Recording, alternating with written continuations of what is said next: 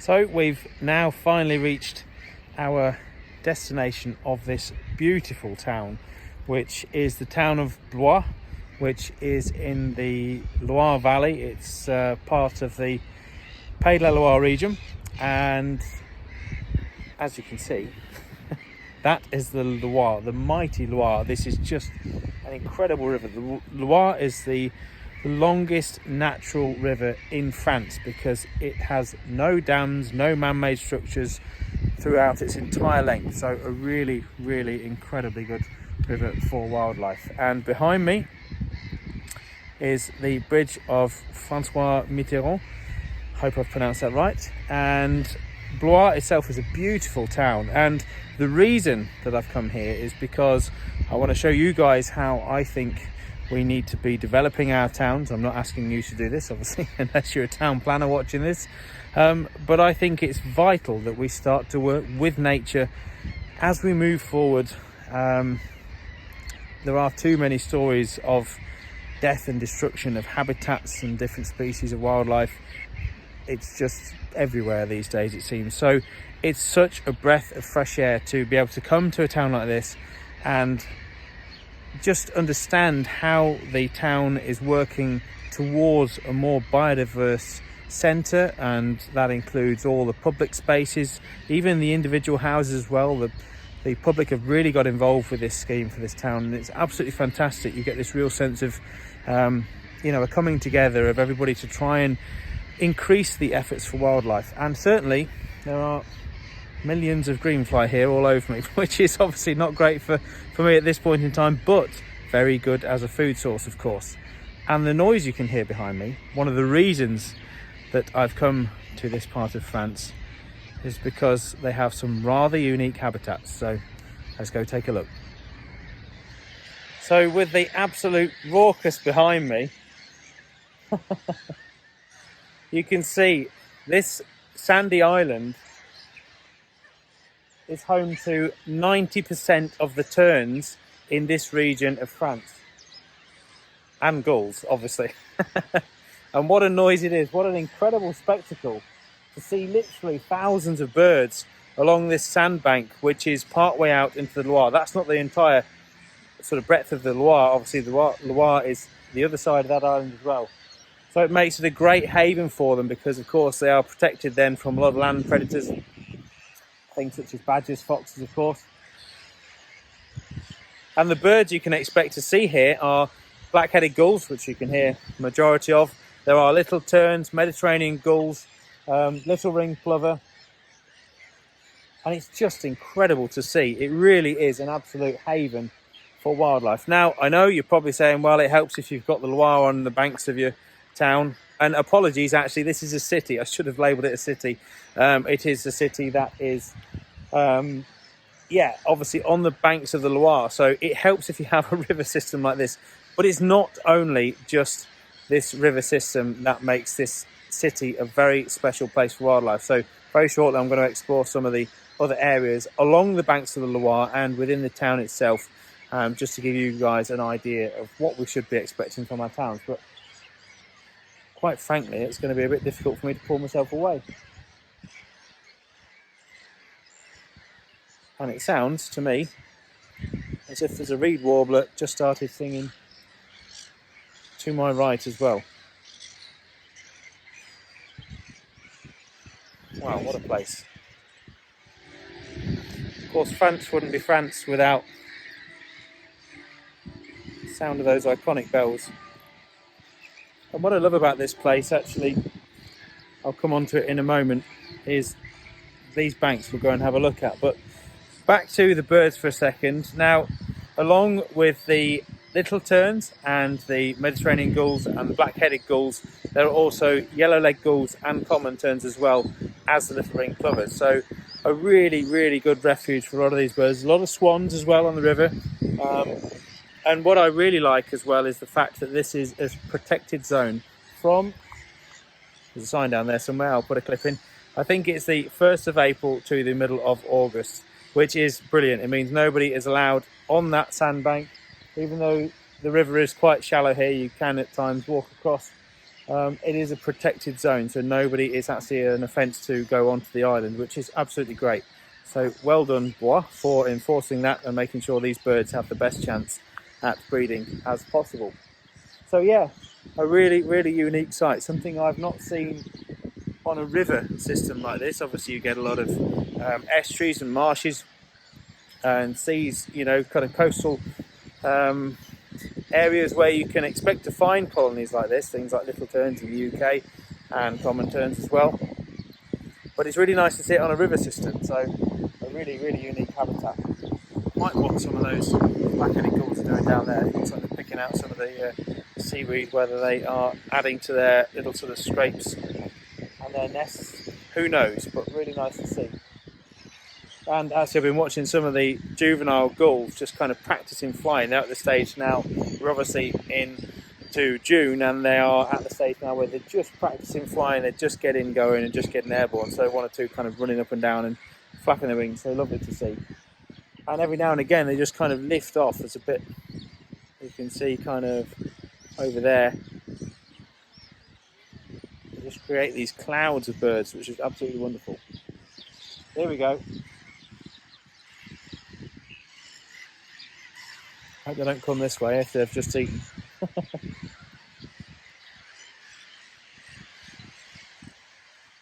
The noise, it's not deafening, but it's not far off.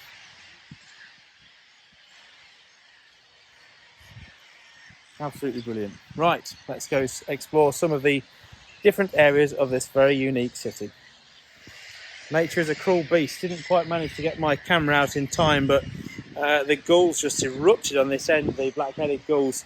They were not happy, and it was because the yellow-legged gull came in, grabbed one of the chicks and actually swallowed it on the wing. So yes, nature is a cruel beast, but that's the way the world goes round.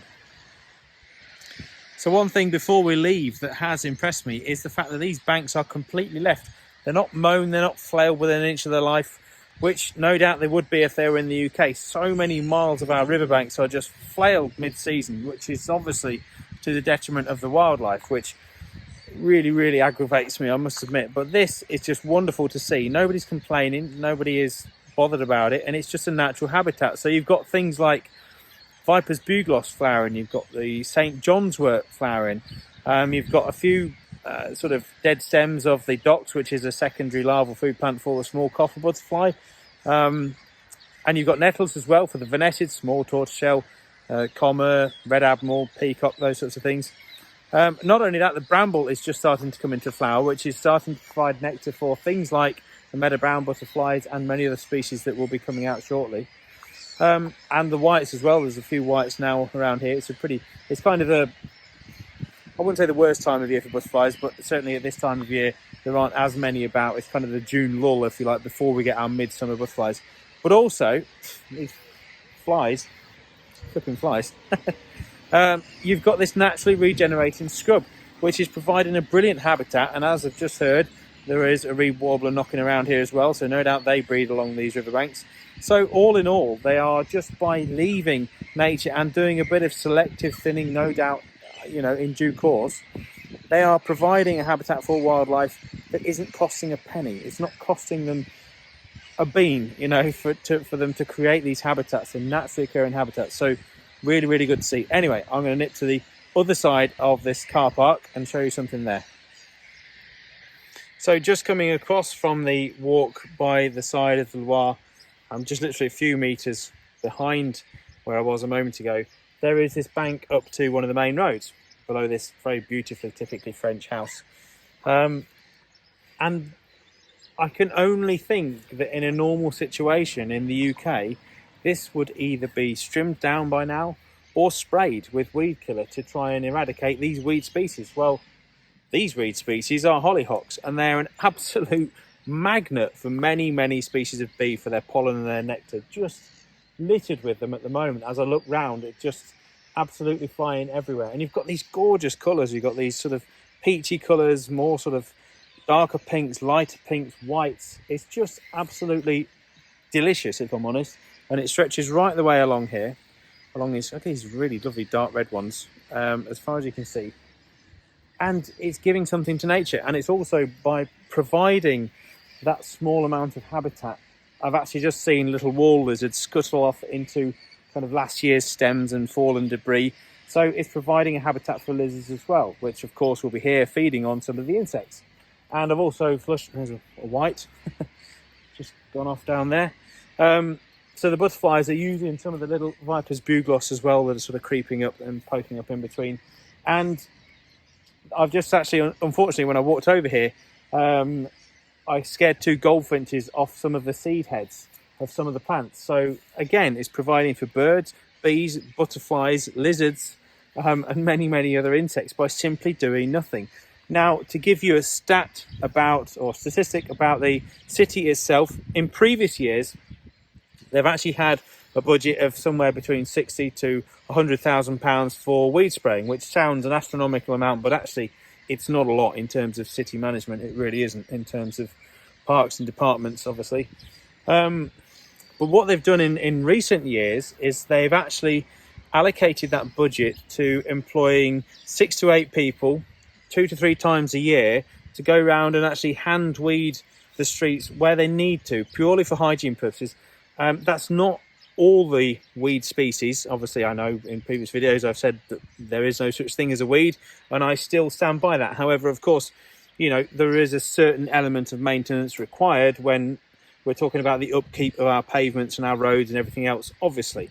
But they actually employ people to go around and hand pull these weed species out, only in the necessary areas. So I just think that's absolutely fantastic. So if it can happen here, it can happen elsewhere too.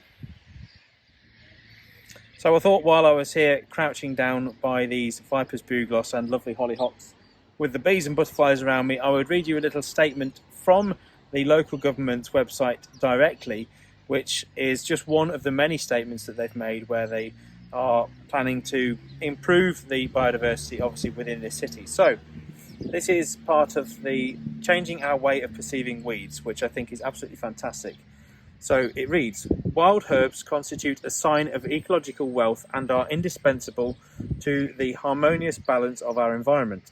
We need to learn to live with them and avoid equating their presence with poor maintenance. The flowered sidewalks operation encourages residents to seed and maintain plants without herbicides in bins and at the foot of the walls in front of their homes. The areas needing weeding will be smaller and the nearby streets will look better. More than 400 persons in neighbourhoods throughout Blois have applied this simple and effective approach. So I think that's just wonderful. So there's a real sense of community spirit of people coming together and working with the local government to try and improve the biodiversity, of course, throughout the city. So yes, just one of the many ways in which this city is helping wildlife. Case in point, you've got the bottom of this wall here, which I'm pretty sure in most cities throughout the UK would have been sprayed off, so it was just bare, it was just paving going onto wall. And here we have things such as wild carrot, Viper's bugloss, St. John's wort, all flowering in profusion and all providing vital pit stops for our pollinator insects. Well, I don't think you could get a better case in point than this. This gorgeous little wild carrot, quite refined in its growth because of course the poor conditions no doubt that it's tapped its root into. However, there are over 150 insects that I've just roughly counted on all of these little individual flowers, and even flies, what we would class as a pest most of the time. They are in fact doing their bit to help pollinate these wildflowers. So yeah, and just again left to grow along the base of this wall. Well, crisis averted, guys. I've just been and bought some batteries now that the wind stopped. Anyway, I've wanted to come on to my next point, which was the roundabouts and the green spaces in this city are generally left uncut.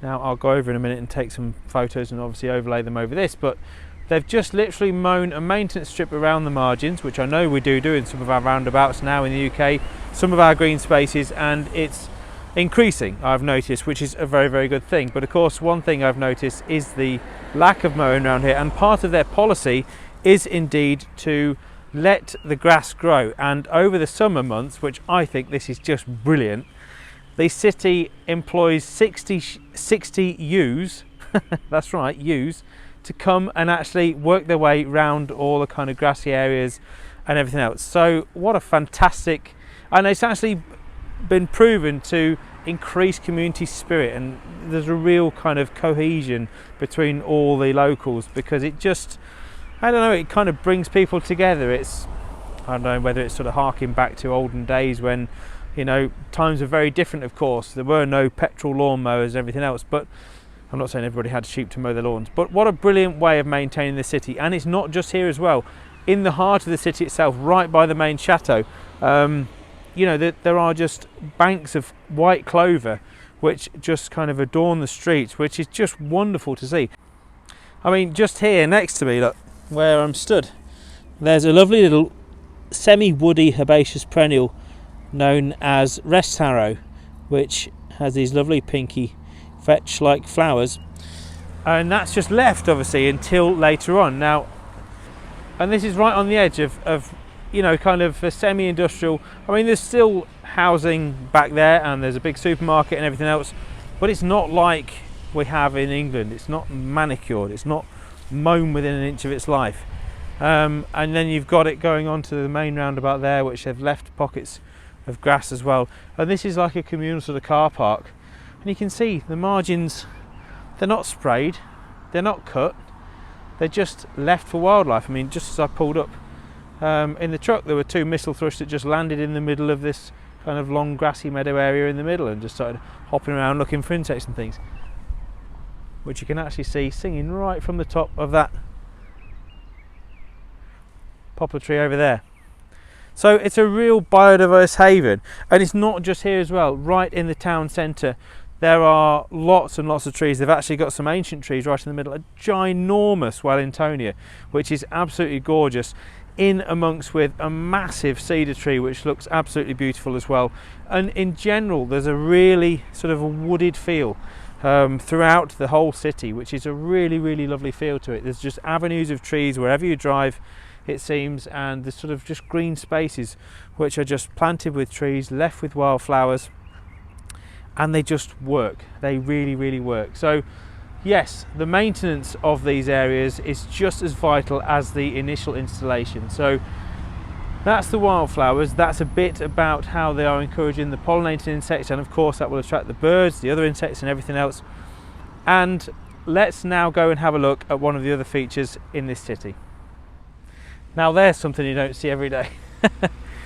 Just going around this roundabout, and couldn't help but notice these absolutely incredible lizard orchids, which get their name because they have these gorgeous long lizard-like tails coming out of the end of each flower. Absolutely fantastic. There's at least 1, 2, 3, 4, 5, half a dozen at least, and they've all been left. So where the maintenance has been carried out, where they have done some mowing, all these orchids have been left. Now this one's from my good friend David Crossley, who is on YouTube, has an incredible wildlife garden and a big love of orchids, and he has told me horror stories in the past of bee orchids and other orchids in particular being mown down along the side of some of the industrial estates near where he lives up in Lancashire. I think there'll be orchids. Anyway, a type of orchid which is just horrendous. You know, when councils are sending out guys to go and mow, and girls to go and mow wildflowers, in particular our rare and declining a lot of the time orchids, it's just obscene. It really is. Whereas here, at least they are left to live their life cycle, drop their seed, and then no doubt will be cut down later on in the year. Also, we've got just tons of, in particular around this way, the BFT, bird's foot trefoil, growing as well on the roundabout since it's been mown. So a swallowed a fly. That's a good sign, isn't it? So I've come to the other side of the river now, the Loire River, and crossed over a magnificent bridge, which was an incredible view of some of the, well, the 2 differing parts of the town really. And just in the background there you can just about make out the glorious chateau of Blois, which is absolutely gorgeous. And I've come to what is a 2.6 hectare site that was given over to a commune of about 400 people for them to manage this landscape, and it's just incredible what's here. They've planted lots of trees. There's trees like this pear tree here, and behind me on the other side I'm on a bit of a raised bank at the moment. You've got apple trees, so people can come and pick the fruit from it. There's a really nice wildflower meadow that's been sown all through here. They've got a wildlife pond that they dug that's got some nice scrub regenerating, some nice willow, goat willow in there, and reeds and things, which is coming back and providing more habitat, and all the rest of it has been sown as meadow. But not only that, so not only have they got pond, meadow, fruit trees for picking fruit from, they've also got lots and lots of vegetable growing land, so they can all produce their own vegetables. As I spin around slowly, you can see from here there are lots and lots of polytunnels as well for them to grow fruit, vegetables, anything they like within those. And on the other side of that, I'll put a bit of a clip in now, are the local kind of allotments as well. So lots more, and what sounds like dozens and dozens of starlings coming this way, which is great to see. Obviously there's a lot of food for them with all the insects that are around, and no doubt fruit and everything else. I can hear black redstart calling from the tops of the roofs of the houses, and they're also sort of foraging through here. So it's really wonderful that they've got this rather large parcel of land that they've been able to give back to nature, but make it productive for the people locally as well. So there's a real sense of looking after this place.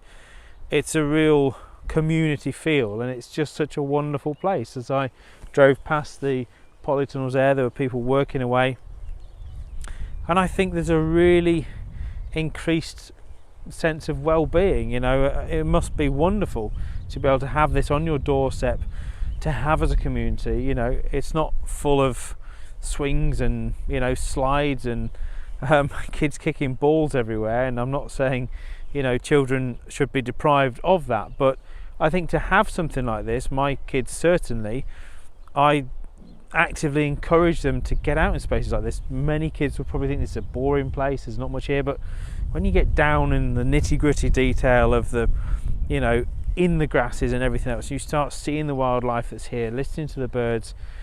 I really think, you know, this should be the future of parts of our towns and cities. There should be more communal gardens for people to enjoy, to share time with, to you know, help kids as well, teach the basic principles of growing your own vegetables, the importance of growing your own fruit, the importance of working with wildlife.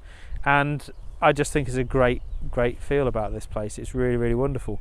And what I like as well is there are, you know, these groups come together, and, you know, they have kind of work days, work parties, and you can actually go and join them. And I think it's just brilliant. It's a really, really nice feel, and above all, in my opinion, a great way of helping wildlife. So that's a bit about this site. While I'm on this side of the river, I'm going to go back towards the river and show you another really, really good habitat.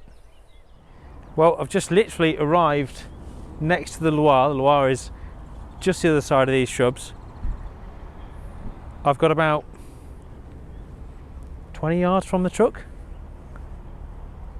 and what's waiting for me in the bushes, obviously it doesn't want to call again now, a Chetty's warbler. It's only the second time in my life I've ever heard one. Heard my first one in Essex a few weeks ago.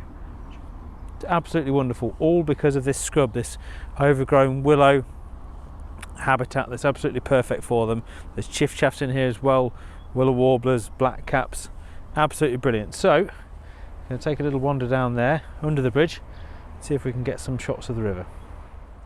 So really nice to see. Not only are there lots of willows regenerating in this sort of damp bank down to the Loire, there's also some really nice aspen, which is very, very good for moth larvae in particular, and just really nice to see. And while I've been stood here, got the Chetty's warbler going in the background. There's also a reed warbler calling from the reeds. And while I mention the track we're about to go on, this is a cycle track, and there's over 250 kilometres of cycle tracks around the city. So yes, plenty of space for all you cycling enthusiasts.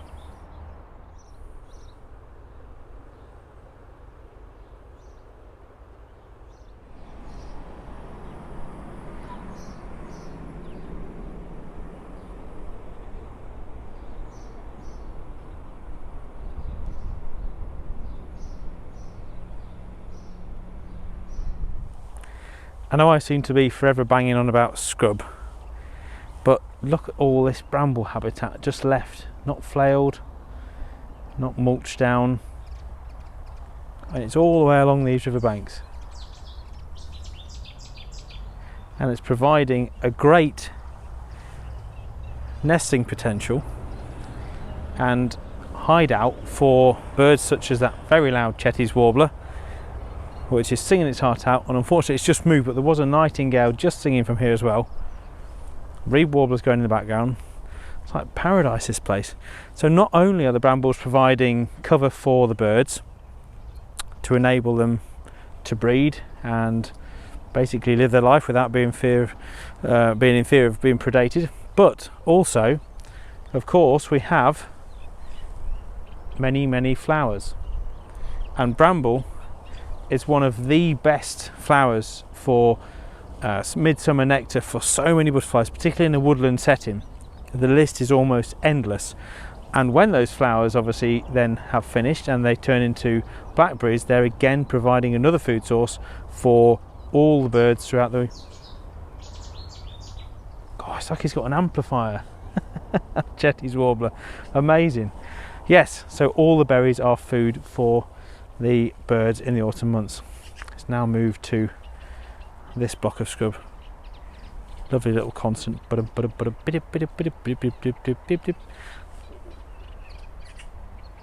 the reed warbler down there. But look at this, perfect habitat. That path's too tempting. Let's go and have a look at the river.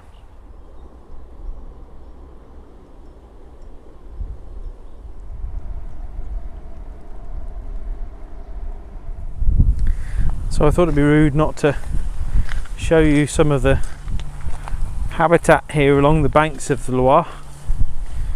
Peacock butterfly in front of me. Nice scrubby bits which sort of open out into these damp margins with the reed beds and the scrub. Absolutely idyllic and very good for wildlife, of course.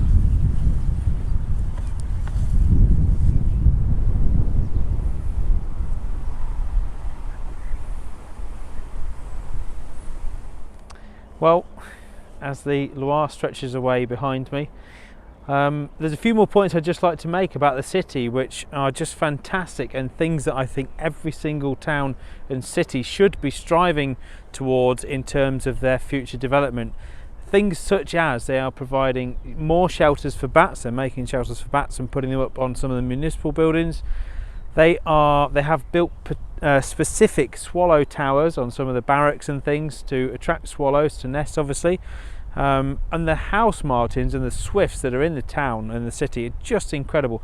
I need to do, and I will be doing, a full video on house martins and swifts. Obviously two birds that almost solely rely on nesting in and around our homes and the benefits for that. France in general, just phenomenal for the amount of these birds that are found nesting.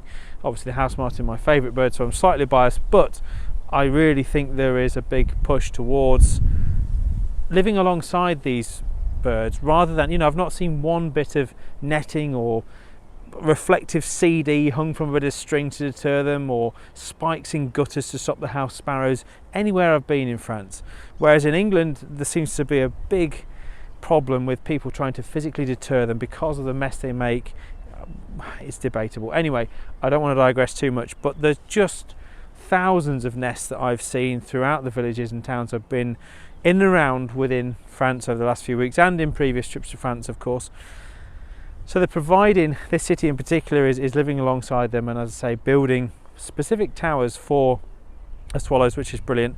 They've also got a total of, I think last count, 6 beehives on top of some of the buildings. So the honeybees are then obviously going around the city and pollinating a lot of the insects. There's fish jumping left, right and centre. You probably can't see some big ripples out there. So obviously a very productive river. And as I stand here and the little terns and the common terns are literally whizzing past and diving straight into the water.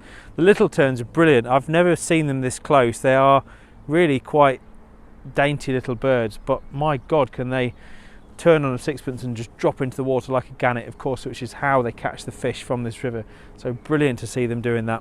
And obviously you can see more of those sandbanks over the other side, where I think more of the terns and little ring plovers are, away from the absolute, oh, I can't even describe it. The noise from those black-headed gulls over on the other sandbank was just, yeah, enough to put any tern off, I think. But really nice to see them, and obviously, like I say, they stretch into the distance kind of sporadically throughout this river. It's quite a shallow river, obviously, so it's really good habitat for them.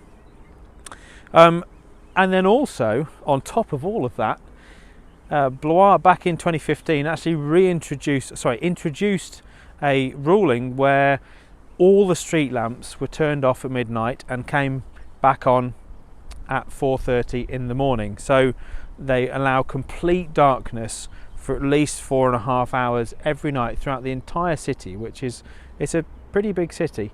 So they allow that pure darkness, which is obviously very, very preferable for the bats that they are encouraging to nest in and around the building. So hats off to them. I mean, if ever I was going to be drawn to a city to live, it'd be something like this, because the principles that I found here, I think, are key to how we develop as a species, how we move forwards as a species. Humankind needs to be adopting these principles in order for us to survive moving forward, because if we don't work with nature and learn to live alongside it, our towns and cities really are going to become some quite barren places. And I hope that this video has gone some way to getting the message out there that this is how we should be turning our heads in a certain direction to employ these strategies moving forwards. Chetty's warbler again seems to be following me, I think. I've actually heard two in succession just along this small stretch of the riverbank, and you know, I can't think of anywhere else where I could go where this Chetty's warbler, nightingale in this bank and over on the other side I've heard, and little terns diving in front of me in the same scene. It's just phenomenal. It really, really is. Reed warblers as well. So yes, I'm fully in support of something like this moving forwards, obviously, if it hasn't come across already. So thanks so much for watching, guys. Really appreciate the support. Feel free to give the video a like and subscribe to the channel if you haven't already, and I'll be sure to bring you many more videos on all the ways in which you can help wildlife in videos to come. Thanks for watching. I'll see you soon.